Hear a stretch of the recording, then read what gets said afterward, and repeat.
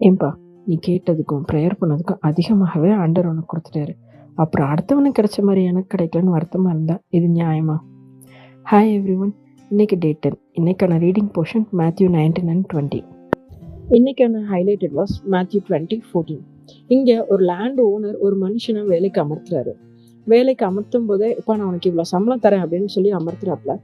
அவரும் ஓகே அப்படின்னு சொல்லிட்டு வந்துடுறாரு. வேலை முடியுது. குடுத்த சம்பளத்த வாங்கிக்கிட்டாப்புல.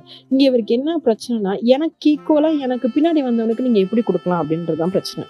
இந்த கம்பேரிசன் அவர் பெற்ற வாக்குத்தத்தத்த பெற்றுக்கொண்டோம் அப்படின்ற அந்த சந்தோஷத்தையே கெடுத்து போடுது. இதே மாதிரி பேதுரு பார்த்தீங்கன்னா, அவர் மறுதலிச்சதுக்கு அப்புறமும் ஜீசஸ் வந்து அவர்ட்ட பேசி அவருக்குன்னு ஒரு பொறுப்ப குடுப்பாரு. அத விட்டு போட்டு அந்த யோவான குறிச்ச காரியம் என்ன அப்படின்னு கேட்டவுடனே ஆண்டவர் அத விரும்பல. அவன பத்தின காரியம் என்னவா இருந்தா உனக்கு என்னப்பா அப்படின்னு கேட்டாரு.